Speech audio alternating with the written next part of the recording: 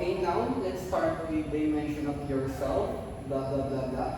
So here guys, it just said that He self-discrepancy theory helps us answer by identifying the three domains of the self, which is the actual self, the ideal self, and the odd self. So if we are going to talk about my actual self, well, technically, physically, I'm not really confident, but physically, I have a lot of insecurities because I have skin problems.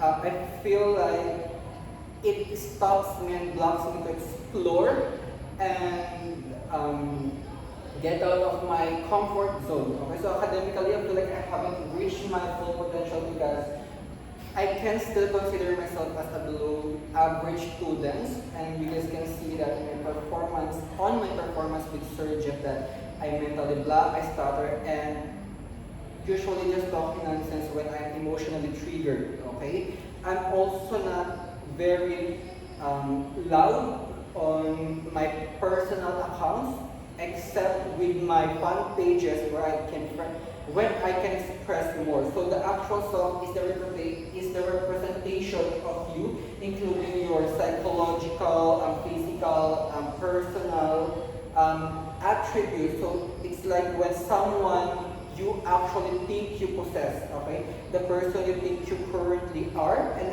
how other people also perceive you. We also have ideal self. If this is okay.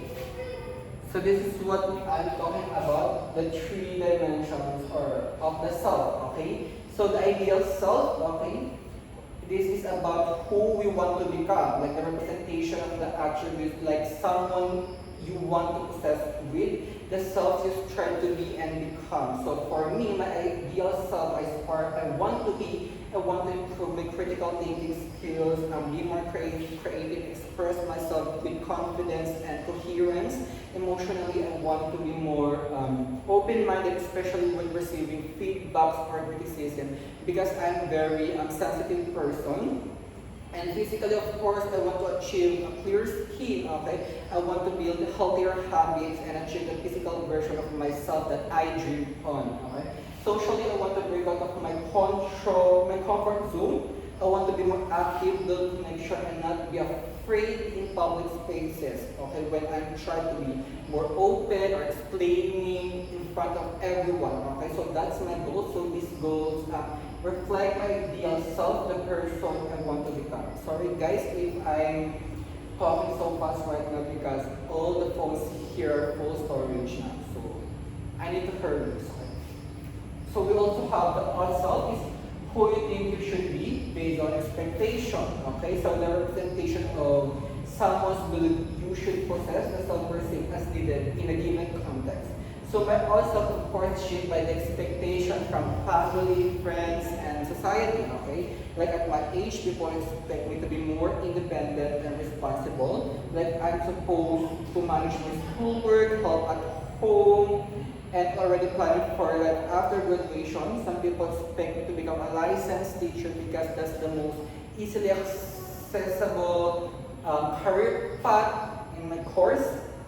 Okay, since other also think or all other people also imagine me working on abroad, okay, or starting a business or become financially stable at a very young age. Okay, so there is also a pressure about social stereotypes like being the funny one in the group because I'm considered as a gay man, okay, or being super talented like a member of K-pop groups. So here, it feels like you need to be influential, be smart, composed, and goal-oriented. So these are the expectations from the version of myself I feel I'm supposed to be. So that is the odd self. Okay, I'm sorry if I sound so fast right now.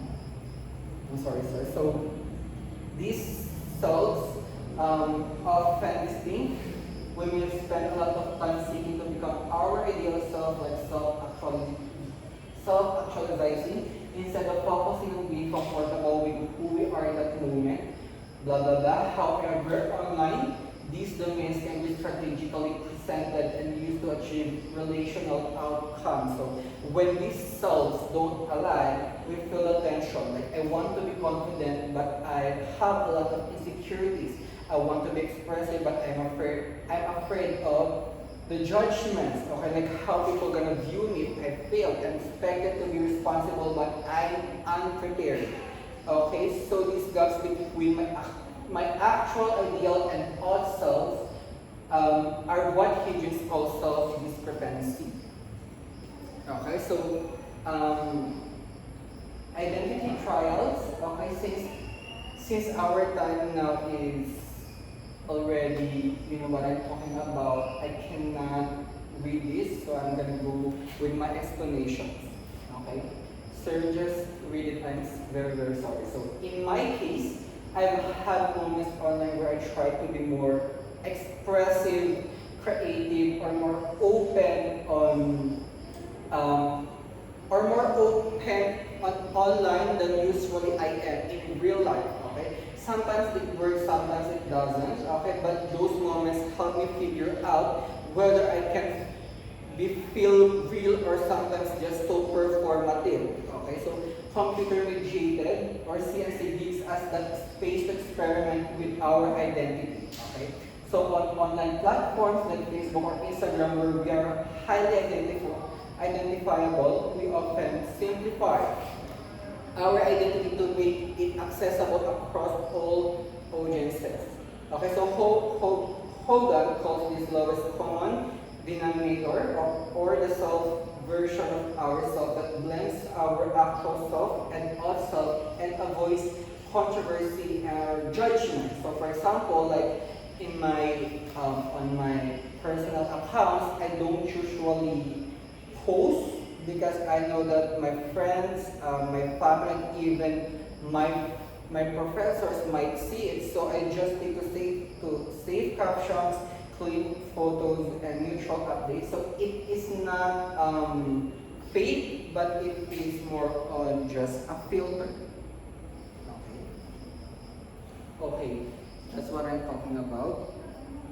Now, according to blah blah blah, Barge, Makina, and Fitzsimmons, even with selective self-presentation, social media often reflects our truest actual self. Okay, so before we post, we engage in interpersonal communication. So we reflect on who we are, what we want to say, or how we want to be seen. So sometimes I ask myself, like, it is okay, or is this really me, or is this how people gonna view me? So that internal dialogue is part on how I decide my version to introduce online. So in my actual self, I showed up.